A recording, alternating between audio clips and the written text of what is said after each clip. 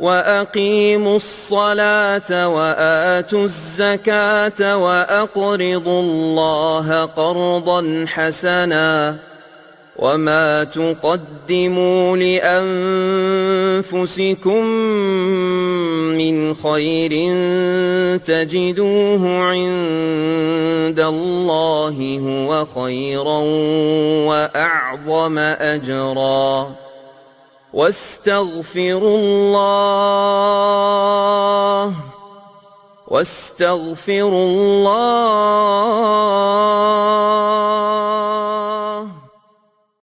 وَأَقِيمُوا الصَّلَاةَ وَآتُوا الزَّكَاةَ وَأَقْرِضُوا اللَّهَ قَرْضًا حَسَنًا وَمَا تُقَدِّمُوا لِأَنفُسِكُم مِّنْ خَيْرٍ تَجِدُوهُ عِندَ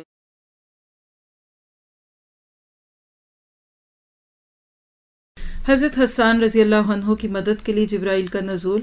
حضرت حسان وہ سعادت مند شخص تھے جن کی مدد کے لیے اللہ تعالیٰ نے جبرائیل کو نازل کیا۔ ان کے لیے روح القدس کے نازل ہونے کا سبب وہ اشعار ہیں جن اشعار سے کفار کی حجب کی گئی۔ حجب من نقل اتارنا یا ان کو برا بھلا کہنا۔ یہ وہ شاعری ہے جسے قائد المرسلین نے تیروں کی بچھاڑ سے زیادہ سخت قرار دیا، اور یہ وہ حجب تھی۔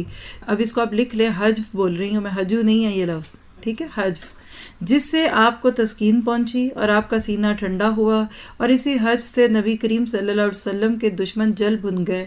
آپ نے حضرت حسان کو حجب کا حکم دیا اور دعا کی، اے میرے مالک، حسان کی جبرائیل سے مدد فرما۔ پھر خود ہی بشارت دی، اے حسان حجب کر، جبرائیل تیرے ساتھ ہے۔ اس سعادت مند شاعر رسول پر جبرائیل امین کی مدد اور نزول پر دلالت کنندہ وہ حدیث ہے جسے امام مسلم نے حضرت عائشہ سے روایت فرمایا، رسول اللہ نے فرمایا، قریش کی حجب کرو کیونکہ حجب انہیں تیروں کی بچھاڑ سے بھی زیادہ ناگوار ہے۔ آپ نے ایک شخص کو یعنی حضرت ابن رواحہ کے پاس بھیجا اور فرمایا قریش کی حجب کر۔ اس نے حجب کی لیکن آپ کو پسند نہ آئی۔ پھر سیدنا کعب بن مالک کے پاس بھیجا، پھر سیدنا حسان بن ثابت کے پاس بھیجا۔ جب حسان آپ کے پاس آئے تو انہوں نے کہا وہ وقت آ گیا کہ تم نے بلا بھیجا اس شیر کو جو اپنی دم سے مارتا ہے۔ اس سے پتہ چلتا ہے کہ ایک کام ایک سے زائد لوگوں کو دیا جا سکتا ہے، اور جو سب سے اچھا کام کرے پھر اس کو اس پہ جما دیا جائے۔ یعنی مراد کیا تھا کہ زبان سے لوگوں کو قتل کرتا ہے، گویا شیر گوئی کے شیر ہیں۔ پھر اپنی زبان باہر نکالی اور اسے ہلانے لگے اور عرض کیا، قسم اس ذات کی جس نے آپ کو سچا پیغمبر بنا کے بھیجا، میں کافروں کو اپنی زبان سے اس طرح پھاڑ ڈالوں گا جیسے چمڑے کو پھاڑا جاتا ہے۔ آپ نے فرمایا حسان جلدی مت کر، کہ چونکہ ابو بکر قریش کے نسب کو بخوبی جانتے اور میرا بھی نسب قریش ہی میں سے ہے، تو وہ میرا نسب تجھے علیحدہ کر دیں گے۔ پھر حسان ابو بکر کے پاس آئے اور واپس گئے اور عرض کیا، اللہ کے رسول، ابو بکر نے آپ کا نسب مجھ سے بیان کر دیا، قسم اس ذات کی جس نے آپ کو سچا پیغمبر بنا کے بھیجا، میں آپ کو قریش میں سے ایسے نکال لوں گا جیسے بال آٹے میں سے نکال لیا جاتا ہے۔ سمجھ آ رہا ہے آپ کو یہ بات کیا؟ یعنی یہ حجب کرتے تھے، شعروں میں نبی صلی اللہ علیہ وسلم کی توہین جو لوگ کرتے تھے نا اس کا جواب دیتے تھے۔ تو آپ اب ان کو بتانا چاہ رہے تھے کہ میں کس نسل سے ہوں، تو ظاہر ہے کہ جو ایمان والے تھے ان کی تو حجب نہیں کرنی، تو کہا فکر نہیں کرے، اتنے ایکسپرٹ تھے بات کرنے کے کہ جس کو بری بات کہنی ہے اس کو بری بات کہی جائے گی، جس کو اچھی کہنی ہے اس کو اچھی کہی جائے گی، جس کا ذکر نہیں کرنا اس کا ذکر بھی نہیں کیا جائے گا، اور یہ اللہ کی دین ہوتی ہے، زبان میں یہ کمال ہے کہ اللہ تعالیٰ اس کو جیسے مرضی استعمال کروا لے۔ خیر، حضرت عائشہ نے کہا کہ میں نے رسول اللہ سے سنا، آپ حسان سے فرماتے تھے روح القدس ہمیشہ تیری مدد کرتے رہیں گے۔ دعا کرے ہمیں بھی روح القدس کی مدد حاصل ہو جائے دین کے کاموں میں، جب تک تو اللہ اور اس کے رسول کی طرف سے جواب دیتا رہے گا۔ اور حضرت عائشہ نے کہا میں نے رسول اللہ سے سنا، آپ فرماتے تھے حسان نے قریش کی حجب کی تو مومنوں کے دلوں کو تسکین دی اور کافروں کی عزتوں کو تباہ کر دیا۔ حضرت حسان نے کافروں کی حجب بیان کرتے ہوئے کہا، حجوت محمدًا فَأَجَبْتُ عَنْهُ وَعِنْدَ اللَّهِ فِي ذَلِكَ الْجَزَاءُ، تو نے محمد کی برائی کی صلی اللہ علیہ وسلم تو میں نے اس کا جواب دیا اور اللہ تعالیٰ کے پاس اس کا بدلہ ہے۔ تو نے محمد صلی اللہ علیہ وسلم کی برائی کی جو نیک ہیں، پرہیزگار ہیں، اللہ تعالیٰ کے رسول ہیں اور وفاداری ان کی خصلت ہے۔ میرے ماں باپ اور میری آبرو محمد صلی اللہ علیہ وسلم کی آبرو بچانے کے لیے قربان ہیں۔ میں اپنی جان کو کھوؤں اگر تم نہ دیکھو اسے کہ اڑا دیا جائے گا غبار کو کدا کے دونوں جانب سے۔ نعت پڑھ رہے ہیں نا؟ اور جو کہتے ہیں وہ کر کے بھی دکھا رہے ہیں کہ پھر نماز بھی نہیں پڑھتے اور ایک سنت بھی نہیں اپناتے۔ دیکھیے نبی کی نعت پڑھنا بہت عزت کی بات ہے، بڑی شان کی بات ہے۔ 2 شرطیں رکھ لیں اپنے لیے، جو لفظ بولے جا رہے ہیں اس میں شرک نہ ہو، غلط بات نہ ہو، ایگزیجریشن یعنی غلوف نہ ہو، اور دوسری بات ہے جو کہہ رہے ہیں ذرا اس کے مطابق اپنے دامن میں بھی جھانک لیں کہ کیا جو باتیں کہہ رہی ہیں عمل بھی ایسا ہے کہ نہیں۔ خالی اچھی آواز سے گنگنا دینا یا انڈین گانوں کی دھنوں پہ نعت پڑھ دینا کافی نہیں ہے جب تک کہ اللہ کے نبی کی سنتیں اور آپ کا مشن زندگی میں نہ ہو۔ پھر اگلے شعر میں کہتے ہیں ایسی اونٹنیاں جو باغوں پر زور کریں گی، اپنی قوت اور طاقت سے اوپر چڑھتی ہوئی ان مونڈھوں پر وہ برچے ہیں یا خون کی پیاسی ہیں، ہمارے گھوڑے دوڑتے ہوئے آئیں گے، ان کے منہ عورتیں پوچھتی ہیں اپنے سر بندھن سے، اگر تم ہم سے نہ بولو تو ہم عمرہ کر لیں گے اور فتح ہو جائے گی اور پردہ اٹھ جائے گا، نہیں تو تم اس دن کی مار کے لیے صبر کرو جس دن اللہ جس کو چاہے گا عزت دے گا۔ اور اللہ تعالیٰ نے فرمایا میں نے ایک بندہ بھیجا جو سچ کہتا ہے، اس کی بات میں کچھ شبہ نہیں۔ اور اللہ نے فرمایا میں نے لشکر تیار کیا، وہ انصار کا لشکر ہے جن کا کھیل کافروں سے مقابلہ کرنا ہے۔ ہم تو ہر روز ایک نہ ایک تیاری میں ہیں، یعنی مسلمان اور مومن اور مجاہد کے ہر دن ایک نیا گول ہوتا ہے۔ گالی گلوچ ہے کافروں سے، یا لڑائی ہے یا حجف ہے کافروں کی، یعنی کوئی نہ کوئی کام ہم اسلام کے لیے کرتے ہی رہتے ہیں۔ جو کوئی تم میں حجف کرے اللہ کے رسول کی اور ان کی تعریف کرے یا مدد کرے وہ سب برابر ہیں، یعنی زبان سے اللہ کے نبی کی تعریف کر رہے ہیں یا آپ کے ساتھ کام کر رہے ہیں، دونوں باتیں بہتر ہیں۔ اللہ کے رسول جبرائیل ہم میں ہیں اور روح القدس جن کا کوئی مثل نہیں، یہ ہے اصل بات۔ حضرت برا کہتے ہیں کہ نبی صلی اللہ علیہ وسلم سے میں نے سنا فرماتے تھے حسان بن ثابت کافروں کی حجف کرو جبرائیل تیرے ساتھ ہیں۔ اور ابو ہریرہ کی روایت میں کہ آپ نے فرمایا اللہم ایدہ بروح القدس، اے اللہ حسان کی روح القدس سے مدد فرما۔ تو ساری بات کا خلاصہ کیا کہ جو اچھا بول سکتا ہے نا وہ اللہ کے نبی کی شان میں لکھے، بولے، جو بول سکتا ہے وہ بولے، جو لکھ سکتا ہے وہ لکھے، اور جو کام کر سکتا ہے اللہ کے نبی کی کیے ہوئے کاموں میں اس کو کرتا رہے تو اللہ تعالیٰ اس کو قبول کرتا ہے۔ دیکھیے دین کے کتنے ڈائمنشنز ہیں نا، جیسے پھول ہے، پیلا بھی ہے، نیلا بھی ہے، سرخ بھی ہے، سب طرح کے ملا دیں تو کتنا خوبصورت گلدستہ بنتا ہے۔ تو ہمارا دین ایک پیٹ جملے پہ نہیں آتا، اس کو اپنی سکلز پہ دیکھیں، آپ اور میں اپنی سکلز دیکھیں، میں کیا کر سکتی ہوں کہ جس سے اللہ کے نبی کے راستے پہ چلتی رہوں، بس وہ کرنا شروع کر دیں، دوسرا بندہ دوسرا کام کرے تو پھر دیکھیے دین کتنا آگے جاتا ہے۔ پھر اس کے بعد مقتل میں تکلیف آئے تو بسم اللہ کہنے پر فرشتوں کا نزول۔ حضرت جابر بن عبداللہ کہتے ہیں جنگ احد کے روز جب مسلمان ادھر ادھر بھاگ گئے تو رسول اللہ میدان کے ایک طرف تھے، آپ کے ساتھ 12 انصاری صحابہ تھے، ان میں طلحہ بن عبید اللہ بھی تھے۔ مشرکوں نے آپ کو گھیرا تو آپ نے طلحہ کی طرف دیکھا اور فرمایا من للقومی، کون ہے جو ان سے مقابلہ کرے۔ دیکھیے اللہ کے نبی کا کسی کو کام دینے کا انداز کیسا ہے، کون ہے بھی آپ میں سے یہ کام کرے گا، تو جس کے دل میں ہوتا تھا وہ خود ہی آگے آ جاتا تھا۔ حضرت طلحہ نے عرض کیا کہ میں، اے اللہ کے رسول اللہ نے ارشاد فرمایا، رسول اللہ صلی اللہ علیہ وسلم نے فرمایا تم اپنی جگہ رہو۔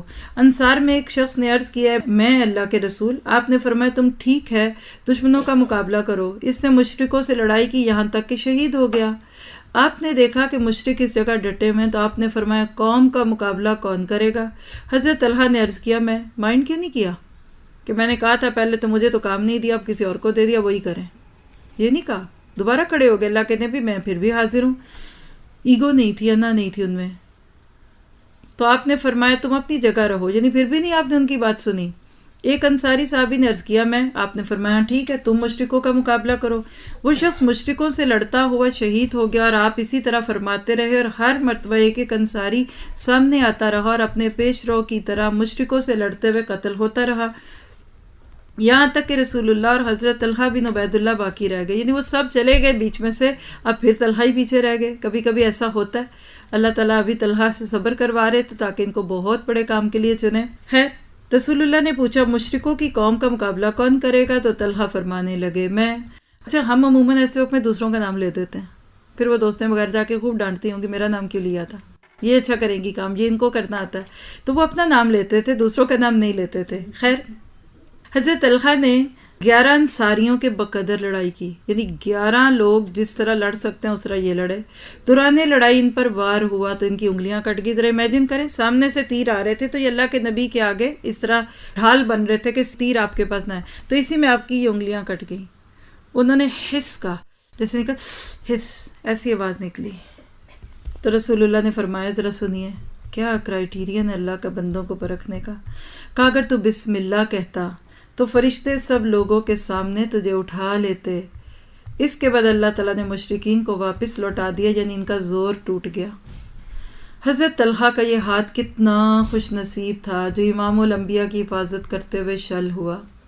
حضرت قیس کہتے ہیں میں نے حضرت طلحہ کا ہاتھ دیکھا جو نبی کریم کا دفاع کرتے ہوئے زخمی ہوا.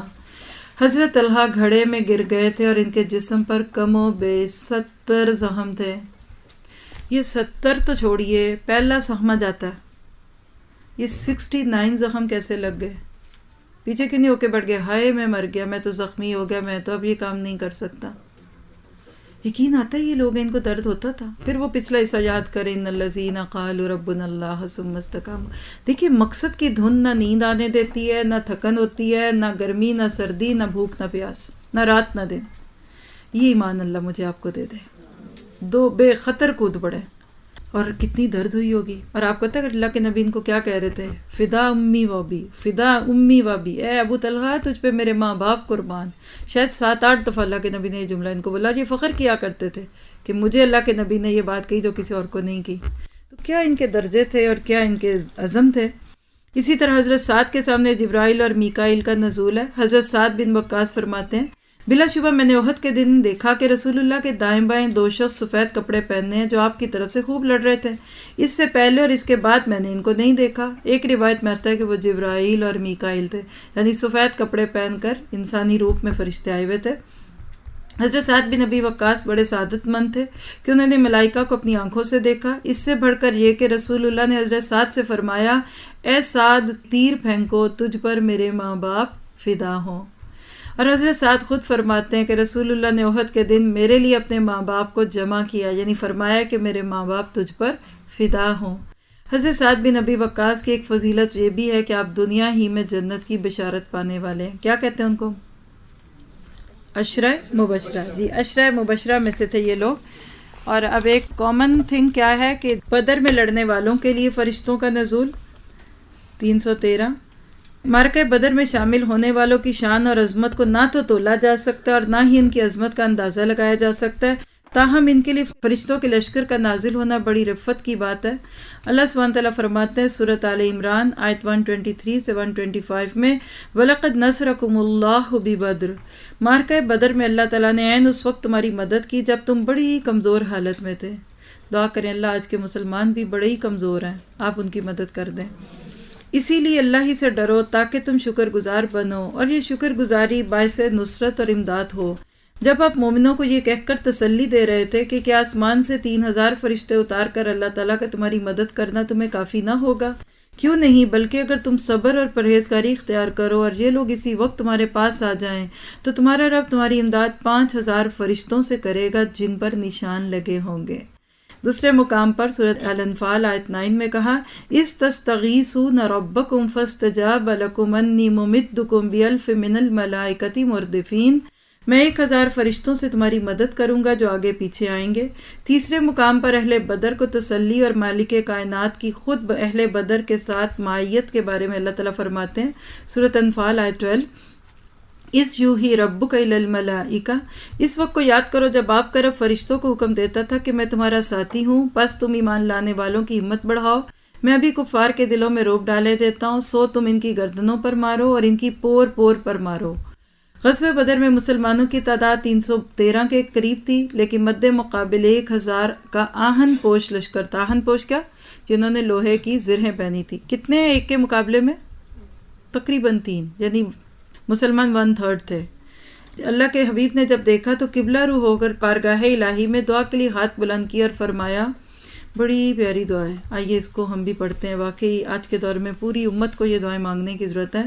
اللہم انجز لی ما وعدتنی، اللہم آتی ما وعدتنی، اللہم انک ان تہلک ہذہ العصابۃ من اہل الاسلام لا تعبد فی الارض. ذرا درد کو محسوس کیجئے گا جو نبی کے دل میں تھا، اور دھڑکا کیا ہے کہ اگر آج یہ ختم ہو گئے تو پھر اسلام ختم ہو جائے گا۔ اے اللہ تو نے مجھ سے جو وعدہ کیا ہے اسے پورا فرما دے۔ اے اللہ میں تجھ سے تیرے عہد اور وعدے کا سوال کرتا ہوں۔ اے اللہ اگر اہل اسلام کی یہ جماعت ملیا میٹ ہو گئی تو زمین پر تیری عبادت نہ کی جائے گی، کیونکہ آپ کو پتا تھا میں آخری نبی ہوں، اور 13 سال کی محنت سے یہ حاصل ہوئے ہیں لوگ، تو یہی سارے ختم ہو گئے تو پیچھے کون رہ جائے گا؟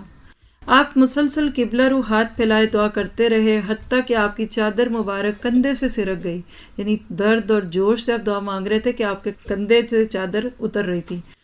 صدیق اکبر نے عرض کیا، اللہ کے رسول بس کیجئے، آپ نے اپنے رب سے بڑی دعا کر لی ہے۔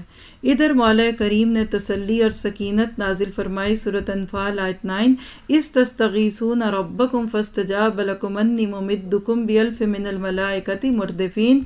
اس وقت کو یاد کرو جب تم اپنے رب سے فریاد کر رہے تھے، پھر اللہ نے تمہاری فریاد سن لی کہ میں تمہیں 1000 فرشتوں سے مدد دوں گا جو لگاتار چلے آئیں گے۔ اس کے بعد اللہ تعالیٰ نے آپ کی فرشتوں سے مدد کی۔ حضرت رفاعہ بن رافع بیان کرتے ہیں کہ رسول اللہ کے پاس جبرائیل آئے اور سوال کیا، آپ لوگوں میں بدر میں حاضر ہونے والوں کا کیا مقام ہے؟ تو آپ نے فرمایا وہ سب مسلمانوں سے افضل ہے، یا اس طرح کی کوئی بات کی؟ تو حضرت جبرائیل علیہ السلام نے فرمایا، اس طرح ہم میں بھی وہ فرشتے افضل ہیں جو میدان بدر میں حاضر ہوئے۔ بات سمجھے؟ یعنی فرشتوں کے بھی درجے ہوتے ہیں، تو اعلیٰ ترین فرشتے تھے جو بدر میں نازل ہوئے۔ مشکل حالات میں نیکیوں پہ جمنے والوں کا یہی مقام ہوتا ہے۔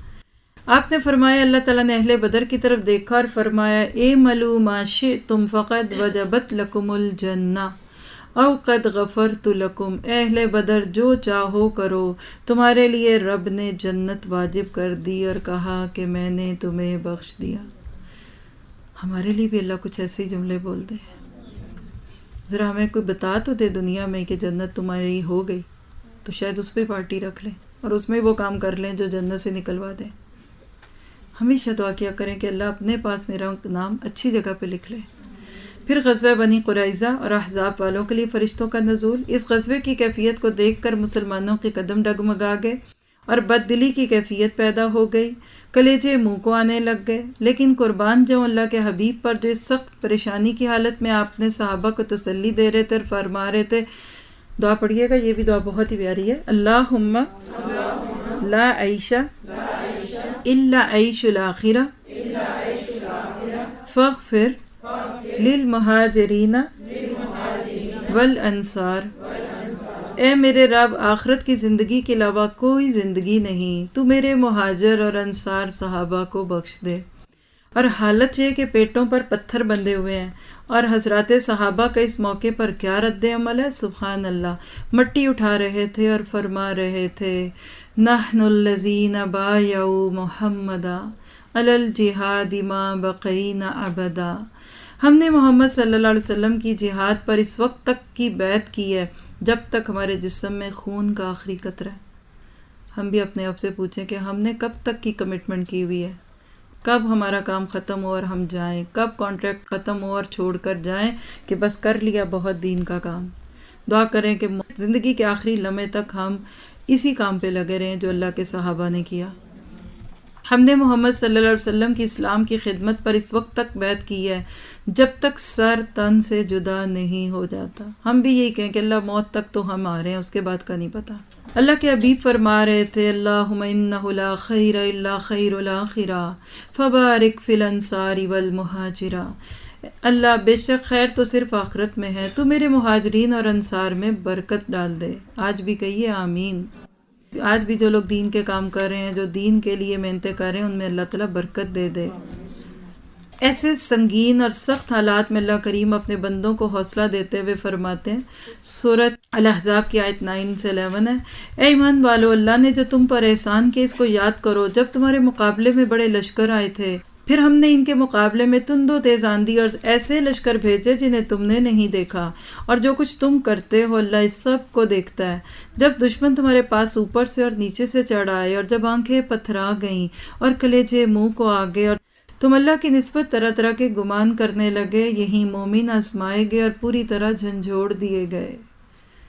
کیسا سخت وقت تھا کہ ایمان والے نہ ہوتے تو کبھی نہ جمتے، ہل جاتے۔ غزوہ خندق ہی میں جبرائیل امین سامان حرب سے مسلح ہو کر رسول اللہ کو پیغام دیتے ہیں، اللہ کی قسم میں نے ابھی ہتھیار نہیں کھولے۔ یہ بات صحیح بخاری میں موجود ہے حضرت عائشہ سے۔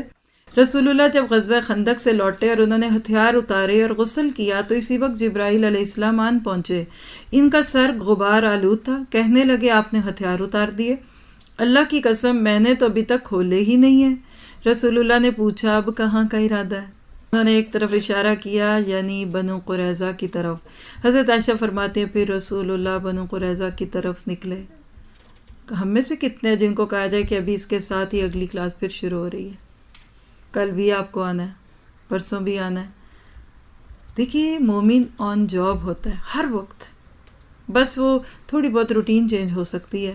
ایک جنگ سے نکلے اور 1 مہینے کی جنگ تھی، یاد ہوگا آپ کو غزوہ احزاب کی کہانیاں، زلزل زلزالا شدیدا، ہلا مارے گئے اور اگلی جنگ کے لیے نکل چوں نہیں چرانجی۔ وہی جنگ ہے جو آپ کو سنایا تھا کہ عصر کی نماز تم میں سے کوئی نہ پڑھے جب تک بنو قریظہ نہ پہنچ جائے۔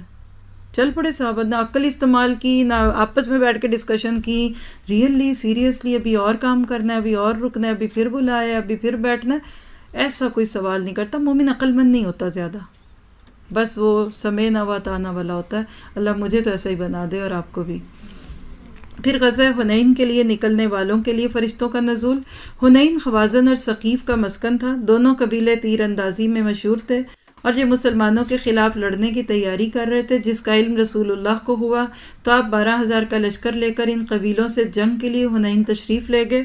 یہ فتح مکہ کے بعد شوال کا واقعہ ہے۔ کفار نے بہت زیادہ تیاری کی ہوئی تھی، ان کے تیر انداز کمین گاہوں میں چھپے ہوئے تھے۔ ادھر چند نئے مسلمانوں نے اپنی کثرت پر ناز کیا اور اللہ پر توکل گنوا بیٹھے تو اللہ رب العزت کو یہ بات پسند نہ آئی، چنانچہ حوازن کے تیر اندازوں نے اچانک تیر برسانے شروع کیے تو مسلمانوں کے قدم اکھڑ گئے۔ میدان میں صرف 100 کے قریب مسلمان رہ گئے۔ آپ صحابہ کو پکار رہے تھے اور کبھی یہ کلمہ پڑھتے، انا النبی لا کذب انا ابن عبد المطلب، میں سچا نبی ہوں، جھوٹا نہیں، میں عبد المطلب کا بیٹا ہوں۔ حضرت عباس نے مسلمانوں کو جمع کرنے کے لیے آواز لگائی، جن کی آواز سن کر مسلمان سخت پشیمان ہوئے اور دوبارہ میدان میں آگے۔ پھر جم کر لڑے تو اللہ تعالیٰ نے فتح عطا فرمائی، اللہ تعالیٰ نے مدد کی اور سکینت نازل ہوئی جس سے صحابہ کا خوف دور ہو گیا۔ کتاب مقدس میں میدان حنین کا نقشہ یوں کھینچا گیا، سورۃ توبہ 25 سے 26، لقد نصرکم اللہ فی مواطن کثیرہ، یقیناً اللہ نے بہت سے میدانوں میں بھی تمہیں فتح دی اور حنین کی لڑائی والے دن جب کہ تم کو اپنی کثرت پر ناز ہو گیا تھا لیکن اس نے تم کو کوئی فائدہ نہ دیا، بلکہ زمین باوجود اپنی کشادگی کے تم پر تنگ ہو گئی، پھر تم پیٹ پھیر کر مڑ گئے۔ پھر اللہ نے اپنی طرف سے اپنے نبی پر اور مومنوں پر سکینت نازل فرمائی اور اپنے وہ لشکر بھیجے جنہیں تم نہیں دیکھ رہے تھے، اور کافروں کو پوری سزا دی۔ کفار کا یہی بدلہ تھا، اور آپ دیکھیں کہ ہاری ہوئی جنگیں جیت میں بدل گئیں۔ اللہ وہی ایمان آج بھی ہمیں دے دے کہ ہر محاذ پہ اللہ ہی کافی ہو جائے۔ اس کے بعد اہل شام کے لیے فرشتوں کا نزول۔ فرشتوں کے نزول کی سعادت پانے والوں میں ایک گروہ ان لوگوں کا ہے جو ملک شام میں بستے ہیں۔ شامی لوگوں کے لیے رسول اللہ نے برکت کی دعا کی، آج بھی اللہ وہاں اپنی برکت ڈال دے، اور انہیں خوشخبری دی کہ ان پر رحمان کے فرشتے اپنے پروں سے سایہ کرتے ہیں۔ یاد رہے یہ ہر شامی کے لیے نہیں بلکہ اس کے لیے جو مخلص اور توحید کا اقرار کرنے والا اور شریعت محمدیہ پر کاربند ہو۔ یہ سعادت اسی کو حاصل ہو سکتی ہے جو اللہ اور اس کے رسول کا فرما بردار ہو۔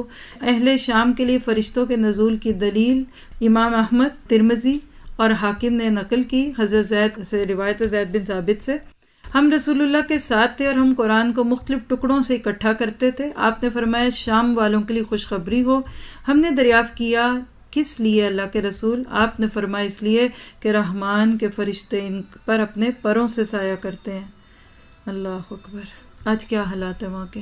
دیکھیے جب ہمارے اندر ایمان نہیں رہتا نا تو اللہ اپنے وعدے اٹھا لیتا ہے پھر ہم سے جو کیے ہوتے ہیں۔ آخری ٹاپک اس چیپٹر کا، اہل بقیع کے لیے جبریل امین کا نزول۔ فرشتوں کے نزول کی سعادت پانے والوں میں سے گروہ بقیع والوں کا ہے۔ ان کے لیے اللہ رب العزت نے اپنے مقرب فرشتے جبرائیل امین کو اپنے رسول محمد صلی اللہ علیہ وسلم کی طرف بھیجا اور حکم دیا کہ وہ اہل بقیع کے لیے اپنے بستر کو چھوڑ دیں اور رات کی تنہائی کی گھڑیوں میں اپنے رب سے اہل بقیع کے لیے بخشش کی دعائیں مانگیں۔ چنانچہ حضرت جبرائیل علیہ السلام اہل بقیع کے لیے نازل ہوئے، نبی صلی اللہ علیہ وسلم کے پاس تشریف لائے اور انہیں اپنے رب کا حکم سنایا۔ اس حقیقت کو امام احمد، نسائی اور امام مسلم رحمہ اللہ نے نقل فرمایا۔ محمد بن قیس بن محرمہ بن المطلب نے ایک دن کہا، کیا میں اپنی اور اپنے ماں کی بات نہ بتاؤں؟ ہم نے سمجھا شاید وہ کوئی اپنی حقیقی ماں کی بات کر رہے ہیں۔ کہنے لگے، حضرت عائشہ نے پوچھا، کیا میں تمہیں اپنی اور رسول اللہ کی رودات نہ سناؤں؟ ہم نے کہا، ہاں کیوں نہیں؟ تو فرمانے لگے، ایک رات جس رات رسول اللہ کے قیام کی باری میرے ہاں تھی، آپ گھر آئے اور اپنی چادر رکھ دی، جوتے اتار کر پاؤں کے قریب رکھ دیے اور اپنی چادر کا ایک حصہ بستر پر بچھا کر لیٹ گئے۔ تھوڑی دیر بعد جب انہیں اندازہ ہوا کہ میں سو چکی ہوں تو آہستہ سے چادر اٹھائی، چپکے سے جوتے پہنے اور دروازہ کھول کر باہر گئے، پھر آہستہ سے دروازہ بند کر دیا۔ چنانچہ میں نے بھی اوڑھنی سر پر رکھی اور تیار ہو گئی، اور پھر میں آپ کے پیچھے پیچھے چلتی رہی حتیٰ کہ آپ بقیع میں تشریف لے گئے۔ جانتے نا اب قبرستان ہے، اس کی طرف اشارہ۔ آپ دیر تک ٹھہرے رہے، پھر آپ نے 3 مرتبہ ہاتھ اٹھا کر دعا کی۔ جب آپ واپس آئے تو میں بھی واپس آ گئی۔ آپ نے تیز تیز قدم اٹھائے تو میں بھی تیز تیز ہو گئی۔ آپ نے دوڑنا شروع کیا تو میں بھی دوڑنے لگی۔ آپ پہنچے تو میں بھی پہنچ گئی، لیکن ذرا پہلے۔ اب ڈر بھی تو تھا نا کہ میاں پوچھیں گے کہ میرے پیچھے کیوں آئی تھی۔ ہاں، ہم بھی کرتے نا، میاں کے گھر آنے سے پہلے پہنچو۔ یہ جملہ تو میں روز سنتی ہوں۔ اب ان کے آنے کا وقت ہو گیا جاؤ، تاکہ ان کو بتاؤں صبح سے ایک ٹانگ پہ کھڑی ہوں، ہلی نہیں، گھر سے نکلی نہیں۔ خیر، یہ تو آپ کو ریلیکس کر رہی تھی۔ عائشہ تو ایسی نہیں تھی، کہتی ہیں بس میں لیٹی ہی تھی کہ آپ بھی تشریف لے آئے اور پوچھا، عائشہ سانس کیوں پھول رہا ہے؟ میں نے کہا کوئی بات نہیں۔ فرمایا بتا دو تو ٹھیک ہے، ورنہ علیم و خبیر بتا دے گا۔ یہ کہاں جملہ آیا قرآن میں؟ سورۃ تحریم میں۔ اللہ نے نبانی، مجھے بتا دی اس علیم و خبیر نے۔ میں نے کہا میرے والدین آپ پر نثار ہوں، اور پھر ساری بات بتا دی۔ آپ نے فرمایا کیا وہ کالا سایہ جو میرے آگے تھا وہ تم تھی؟ تو ہسبینڈ سے آپ چھپا کے نہ جایا کریں ادھر ادھر، ان کو لگ پتا جاتا ہے پھر بھی۔ میں نے کہا ہاں، اور یہاں سے پتہ چلا کہ آپ کو غیب نہیں پتا، ورنہ پوچھتے کیوں یہ بات؟ میں نے کہا ہاں۔ پھر آپ نے میرے سینے پر زور سے ہاتھ مارا، جس سے مجھے تکلیف ہوئی۔ اب دیکھیں کسی نے اگر مس انٹرپریٹ کرنا ہے تو اسی کو کر دیں گے، ہاں ہاں اللہ کے نبی نے مارا اپنی بیوی کو، ہاں نہیں۔ فرمایا تمہارا کیا خیال ہے کہ اللہ اور اس کا رسول تمہارے ساتھ ناانصافی کریں گے؟ یعنی میں کسی اور بیوی کے پاس چلا جاؤں گا؟ یعنی کہ تمہارا خیال تھا میں یہاں سے اٹھ کے کہیں اور چلا جاؤں گا؟ تب میں نے کہا کہ جب لوگ کوئی چیز چھپاتے ہیں تو اللہ تعالیٰ اسے جانتا ہے، یعنی اگر آپ کسی اور بیوی کے پاس جاتے تو بھی اللہ دیکھتا تھا۔ پھر آپ نے حقیقت حال بیان کرتے ہوئے فرمایا جب تو نے دیکھا اس وقت جبرائیل امین آئے تھے، انہوں نے مجھے آہستہ سے بلایا تاکہ تمہیں خبر نہ ہو، پھر بھی ہو گئی ہے۔ میں نے بھی آہستہ سے جواب دیا تاکہ تمہیں خبر نہ ہو، وہ تمہارے پاس نہیں آ سکتے تھے کیونکہ تم نے کپڑے اتار لیے تھے، یعنی سر کے اوپر چادر نہیں تھی۔ میرا خیال تھا کہ تم سو چکی ہو، تمہیں جگانا پسند نہیں کیا، اور مجھے اندیشہ تھا کہ تم ڈرو گی۔ جبرائیل امین علیہ السلام نے آ کر کہا تمہارے رب نے حکم دیا ہے کہ اہل بقیع کے پاس جا کر ان کے حق میں دعائے مغفرت کرو۔ حضرت عائشہ بیان کرتی کہ میں نے دریافت کیا اللہ کے رسول میں ایسے موقع پر ان کے لیے کیا کہا کروں؟ آپ نے فرمایا کہو مومن اور مسلمان گھروں پر اللہ کی سلامتی ہو، اللہ اگلوں اور پچھلوں پر رحمت فرمائے، ہم بھی انشاءاللہ تمہارے پاس پہنچنے والے ہیں۔ کتنی عظمت والے ہیں اہل بقیع کہ جن کا رب جبرائیل امین اور حضرت محمد صلی اللہ علیہ وسلم کو حکم کرے اور اہل بقیع کے لیے دعا کرو، سچ جو لوگ اللہ کے ہو جاتے ہیں اللہ ان کا ہو جاتا ہے۔ تو یہ تو وہ خوش نصیب لوگ جن کے پاس فرشتے اترے۔ اللہ تعالیٰ سے دعا کرتے ہیں کہ ہماری کمی بیشیوں کو دور کرے، درگزر فرمائے ہم سے۔ کہ غازی تیرے پراسرار بندے جنہیں تو نے بخشا ہے